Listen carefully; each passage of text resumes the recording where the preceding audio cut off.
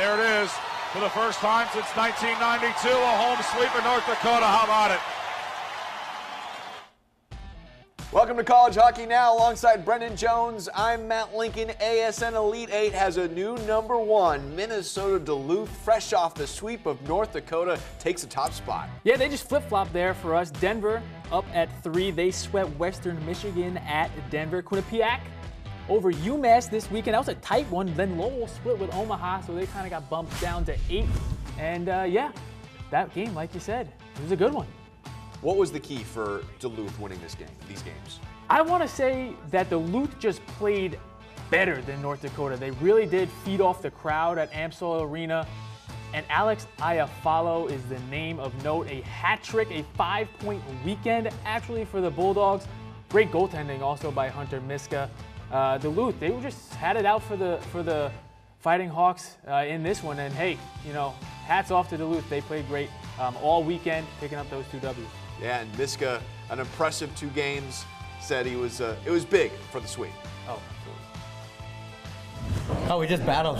We've been competing all week in practice, getting ready for that situation, and not too often it happens with a 5-on-3 like that. So all I can do is compete, trust the system, and for me, I just got to follow the puck and stop everything I can see. It's only 1 step, but it was a good step, and I thought North Dakota played much harder. There wasn't a lot of room. As you saw, we did a couple shots, but I liked as our first period went on, I thought we got a little better, and obviously important again to get the first goal, but our special teams came up big. I thought our penalty killers were outstanding this weekend. Guys sacrificed and blocking shots. Obviously, Hunter had a great game, and we did enough to get another win. Jonesy, 2 good games, but why did UMD pull these ones out? I think they just wanted it more, to be honest. It was a big crowd, tough road game for the youngins in North Dakota. They are a little bit young this year. They just limited the time and space of Brock Besser, Tyson Jost, and Shane Gershik. Great goaltending, like I mentioned, from Miska and Iafallo. They just had no answer for it. Not as great goaltending from Cam Johnson either. Kind of a tough weekend for him. Definitely. All right, next, a few teams are as hot right now as the Vermont Catamounts. After an undefeated weekend at Omaha this past weekend, Vermont beat Michigan at Gutterson Fieldhouse, then went to Boston and beat Northeastern 3-2. Yeah, and the Vermont team's hot right now, and the question mark was in goal. Packy Munson left, but hey, it all starts from the net out. Stefanos Lekis, the kid that we saw on ASN 2 Fridays ago, playing outstanding, playing with a ton of confidence, moving very well in that net, and like I said, Vermont scoring by committee. 13 players on this team have a goal, and they finally get back those players that were suspended for the hazing incident earlier in the year. Mario Piskarich already had a point for them in his first game back. How about up in the UP, the sweep of Michigan Tech over Northern Michigan? How big is this for Tech? Oh, huge. And Tech obviously riding that high now. They started off the season maybe not on the best foot, but Tech, hey, look at this big game by Dylan Stamen. Goaltender, first-year goaltender, first career start, gets a goose egg, throws up the big 0 in net. But like I said, I mean, Michigan Tech went up there and just did their thing on the road, sweeping their rivals. Now joining us here on College Hockey Now is Dave Ellis, a color commentator covering the WCHA. And Dave, you got to call the fun series up in the UP. What was your biggest takeaway from the Tech Northern games? Well, it's always great when those two get together, Brendan. Other than Michigan State, Michigan, you can argue that's the best college hockey rivalry in a state that's got a lot of college hockey teams. So it's always fun when they tangle. But the last 5 times that these two teams have met now, Michigan Tech has won all 5, and it's a combined score of 19-3. So the Huskies are really starting to exert themselves in this rivalry that Northern has held on to a pretty sizable advantage for a long time. But it looks like Michigan Tech's early woes are starting to turn the corner. Yes, certainly. And speaking of turning the corner, Angus Redmond, first career start, throws up the good old goose egg. What about his game impressed you the most? You know, he didn't really do anything spectacular, but in that game, he really didn't need to. Michigan Tech carried the play for almost the full 60 minutes and really dominated the shot totals. That, you know, about goaltenders, you know, when they're called upon and they need time to make that big save, he came up with 2 or 3 that were very big. An incredible one on Gerard Hansen in the second period that kept it at a 1-0 score at that point. And when you're looking at a 1-0 game going late into the third period, one mistake in that game, everything you've worked for is thrown away. So he did what he needed to do out there, and that's something that his goaltending compatriots, Matt Winchus and Devin Carroll, had been unable to do in the third period so far this season. So, you know, when you're starting out with a goose egg. You're right. That's a great way to start off your career in college hockey. Quality, not quantity. Quality for us goaltenders. Coach Pearson, he talked a little bit about getting off to a good start in order for this team to succeed. How important was that on Saturday when they were on the road? Well, especially because it turned into such a special teams battle. Not a lot of penalties on Friday night, but Saturday, it was all about the man up and man down situations. In fact, every goal in the game of a 5-1 score was scored either power play or shorthanded. The two shorties for Michigan Tech were very big. Shorthanded goals are always one of the big momentum swings in any level of hockey. Michigan Tech got 2 of them. They were at important times, and they were spectacular goals, too. Dylan Stamens in the first period was as good as you could imagine as a shorthander to really kick off things for Michigan Tech. But their 5th one from Mike Neville was probably a better goal in the end, and it really crushed Northern spirits at that point. You go up 5-0 after 2 periods, you're really just playing for pride in the last 20. Absolutely. That was a nice breakaway by Stamen, and the other one was kind of like a half breakaway attempt by Neville. But the Huskies, they spread out their scoring over the weekend. What was it about this lineup that made it all click?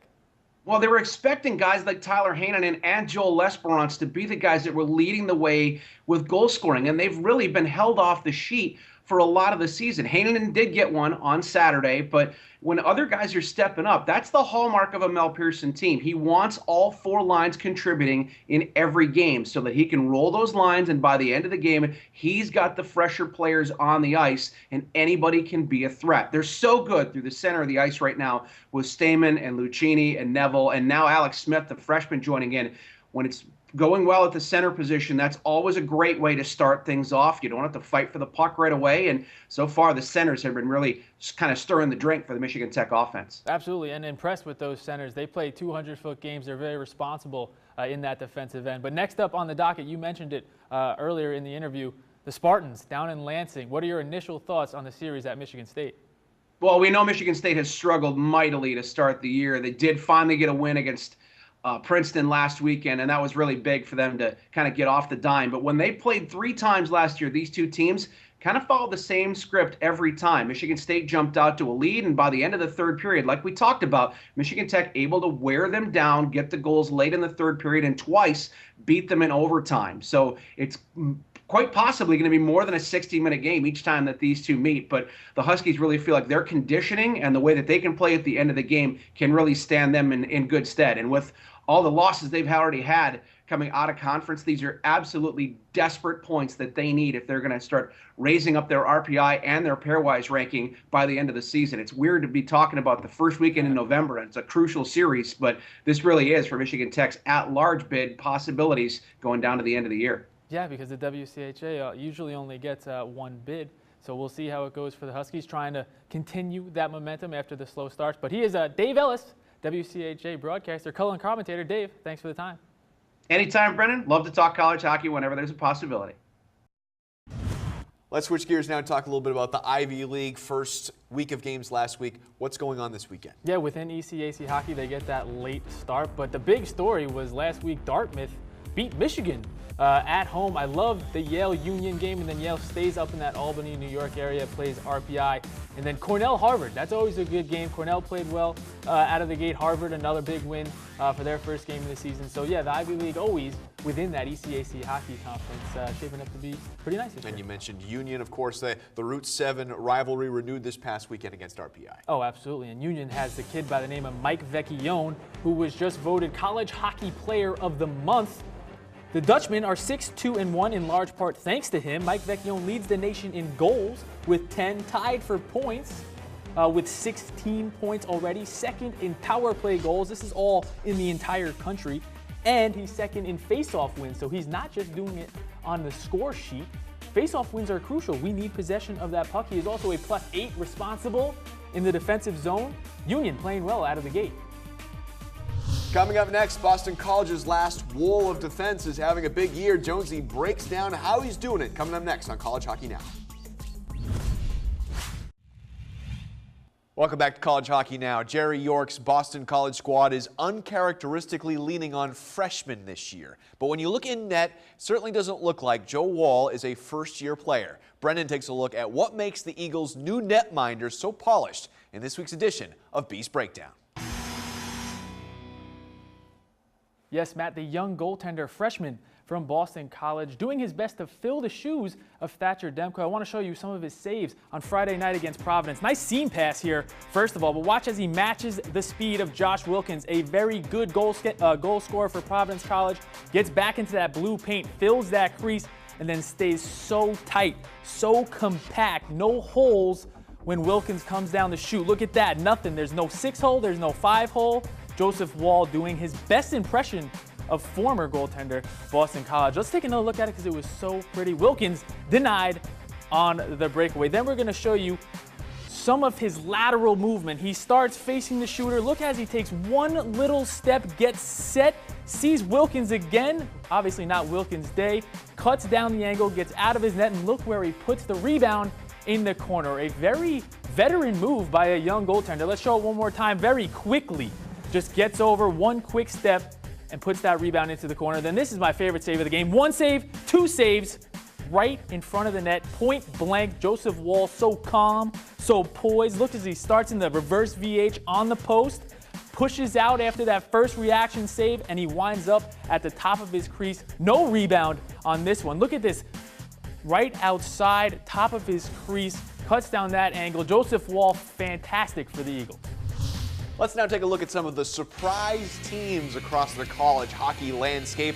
Ohio State, the Big Ten team's been doing well this season. Lake Superior State, Bemidji State, Vermont, and Union. We talked about them a little bit earlier on in the show. Okay, Jonesy, so who sticks out here as a team that's playing really well to start the year? To most, Ohio State sticks out, but not to me. I thought Ohio State was going to be good, and everybody's now writing about it and saying, hey, Ohio State is here to stay. Listen, they've returned a ton of players. This is a conference that they are very familiar with now with all these teams, and they're playing very well. They got good leadership in Nick Schilke, Mason Yops in his second year now. They got strong goaltending. Very pleased with the Buckeyes. They're starting to score more goals, and all of a sudden they're creating a little bit of buzz up there in Ohio. It's not just a football program anymore. So good for the Buckeyes. I'm impressed with them. I always thought they would play well. They are making me look a little bit smart. How about it? That sounds good. What about Lake State? Lake State is a team that nobody saw coming out of the gate 5-1. They picked up their first L to Alaska after running the first 5 games of the year. The big story here is they're starting to score goals. And this was a team that was ranked towards the bottom of all of college hockey last year in terms of goals per game and scoring. Now they're in the top 5. So Lake Superior State, maybe the strength of schedule hasn't been there for them this year. The Alabama Huntsville is sweep. But hey, you know, this team's starting to score goals, and you got to talk about them when they're 5-1. I guess we'll find out about them too when they have Minnesota State this weekend. Coming up next, the NCHC battle is coming to the American Sports Network. Miami and Western Michigan. We'll break it down coming up next on College Hockey Now. Welcome back to College Hockey Now, another big Friday night showdown on the American Sports Network. It's an NCHC battle between Miami and Western Michigan. It's 7 o'clock. For local listings, check out AmericanSportsNet.com. Western Michigan and Miami both come into this series with winning records. Jonesy, what is going on for the Broncos first? They're big, they're physical, and they are actually the biggest team in college hockey in terms of size. They come in at about 205, or average about 198 pounds on the roster. They are big boys. They play that big physical style mentality, and it's crucial for them to pick up a W here. They're coming off of getting swept by Denver at Denver. I love Griffin Molino, Wade Allison, Sheldon Dries. Those are the big 3 for me on this team. Wade Allison, a freshman, big net front presence guy, not afraid to get to the dirty areas of the ice. Needs to work on his skating though if he wants to be an elite college hockey player. Griffin Molino, the sophomore, led the team last year in points, great shot, ton of skills. Sheldon Dries is a leader of this team. Guys respect him. He's a real workhorse. That was him diving to get that puck, burying that one against Denver. So Western definitely going to have their hands full here with Miami. It's a big rivalry for both of these teams, and we had a chance to talk to Western Michigan head coach Andy Murray about the big showdown. We're the only 2 teams that came together from the old CCHA league where we were great rivals and had very, very competitive games. So it's special when we play Miami. Obviously, tremendous coach in Rico. He does a great job. Very emotional, very passionate, hard-working team. It's exciting for us. We get to play them 4 times each year because they are a rival for us. So excited every time we play the Redhawks. And the Redhawks, one of the youngest teams in the country. Jonesy, how are they winning? They're doing it by committing, but they have 14 freshmen, led by Carson Meyer, the young kid on the first line, and on that first power play unit, Josh Melnick. He's playing with Anthony Lewis as well. Those two, Melnick and Lewis, have played before. They are the offense, and that they have been the offense for this Red Hawks team. Carson Meyer, kind of a compliment to them. When I spoke to Enrico Blasi, he told me the kid has a knack for the front of the net. He's a real playmaker, tied for the team lead with 8 points this young season. Real nifty with the puck, according to Coach. Anthony Lewis led the team with 26 points last year, so that's where the most of their offense is coming from. And we spoke with Coach Blasi, and he says his young team is going to have a tough test against the Broncos. It's a crazy building. Their student body is called the Lunatics, so I don't think you need to explain that word to anybody. And they're all of that, and it's fun. It's a great environment. Andy's teams always play hard, in-your-face type of hockey, and there's no room to hide out there. And it's usually very physical and intense. And our rivalry dates back to the WCHA days, and it's a lot of fun to be a part of. Miami, Western Michigan, Friday night, 7 o'clock on ASN. Who do you like, Jonesy? I like Western for this one. They're coming off of getting swept by Denver at Denver. That's never a good thing if you're Miami of Ohio. You want to, when you talk to Coach Murray, he was kind of saying, hey, listen, I kind of like it when teams win the game before playing us. Maybe they come in and they're a little hesitant.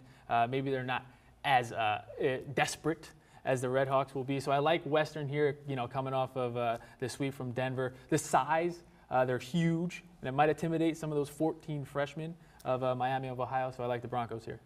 Sounds like it's going to be a good game. Coming up next, top 8 plays of the week. We call it the ASN 8. Did your favorite team make the cut? That's coming up next. Plus, what were some of college hockey's stars for Halloween? You'll see their spooky silliness next on College Hockey Now. Welcome back to College Hockey Now. You probably were not lucky enough to watch all the games from this weekend, but that's what we do, right? We just sit around, we watch all the games. That's it. So Hockey. the best of what you may have missed, we call it the ASN 8. Top 8 plays from the weekend. Number 8, Minnesota Duluth, Carson Kuhlman to Willie Raskov to Kyle Osterberg. Some nice passing. Lovely 3-on-2 here. Gets Cam Johnson all discombobulated. Goes down low, little low to high, empty net. And that's it. Number 7 from Vermont, Stefanos Lekis. Stopping that with a sprawling glove save. From left to right, you know the cliche, all glove, no love for you, Mr. Michigan man. Looks like Javier Baez with a diving catch. Number 6, Michigan Tech, Dylan Stamen with a breakaway and dumping the defender right in the goal. Getting mauled on this breakaway. And this was actually a huge goal we heard earlier in the show. This is big for the Huskies, getting it right off the iron there. Number 5, Michigan Alex Kyle, moving his way through 3 defenders and scoring. Dipsy doodling, the correct hockey term is dangling, putting people on their back, especially himself. He scored as well as the puck. Number 4, we talked about him earlier in the show, Boston College Joe Wall with a wall. 2 saves here against Providence College. 1, this initial reaction save, love it. Then 2, the second save at the top of his crease, snags it with his glove, no rebound. That's a veteran goaltender move right there by a freshman. Number 3, Notre Dame, Anders Bjork. Oh, that was nifty. You know what's tough? It was a little bit of a change-up against Robbie Nichols. You kind of got a feel for him there, the UConn netminder. But Bjork, certified beautician and goal scorer. Number 2, Miami, Carson Meyer from Anthony Lewis, backdoor. Gotta watch it. This pass, when we get a second look at it, is a thing of beauty. Goes right through the defenseman's legs and on the tape of Carson Meyer, the freshman, throws it under the bar too. Looked like it didn't go in, but it hit the back bar, came right out. Here we go. This is the perfect angle of it. Watch the top of the net. In and out. There it goes. That is a goal. Red light district. Number 1, Western Michigan, Sheldon Dries. Watch this. Oh, the diving, and it's in. Bobby Orr-esque. Love the effort from Sheldon Dries. He's a leader on this team, just cleaning up the garbage in front of the net. This is what your teammates love. You wear that C for a reason. Way to go, Sheldon. Give up your body. That's it. You got to give up the body. All right, so most teams played on Friday, Saturday this week, but many players still found a way to celebrate the holiday this weekend. Of course, we're talking about Halloween. That's it. And some of our guys with some interesting costumes, including, how about Lowell's Avni Barisha with quite the look there. Yeah, that is Captain Jack Sparrow and Captain Morgan. Now these kids don't drink because they're model citizens and they're student athletes, so their bodies are temples. Sure, of course. So Captain Morgan, I guess, was just because it looks like Captain Jack Sparrow, not because he drinks it. Well, the hat's ridiculous. It's an interesting choice. How about a couple cows here? This is Boston University's Brandon Hickey. I can't tell if he's on the left or the right, but that's definitely him. We found it from his Instagram, so we're just going to assume that it's him. Yeah, right. Right? But hey, moo, right? That's what cows do. Moo. And they also get milked. Yes. So Hopefully he went through the Halloween weekend without any of that happening. Yeah. And then this is the BC one. The bottom, middle, the whoopee cushion, in case you're wondering, is Colin White. Ah, now see, like yourself, I'm sure, and Colin, you need to have a whoopee cushion costume in your closet at all times. At all times. At all times, just to be prepared. You never know when it's going to be necessary. And then bottom right of that picture was Captain Chris Callan. Wasn't sure what he was, but he was wearing like a weird little vest, blue jacket thing that wasn't really stylish, so that was funny. That's what Halloween costumes are. They're funny, so good for him. All right, well, when you were playing for Stony Brook, what was your weirdest Halloween costume? I was a farmer because I was on Long Island in New York, and there are no farms really. Okay. So I thought it was ironic. Ironic. Yeah. Funny, hilarious. Farmer, okay. Guess not. All right, that's going to do it for us. Thank you so much for watching College Hockey Now. For a lot more college hockey coverage, including ASN's Men and Women's Player of the Week, check out AmericanSportsNet.com. For Brendan Jones, I'm Matt Lincoln. Thanks for watching. We'll be right back here next week.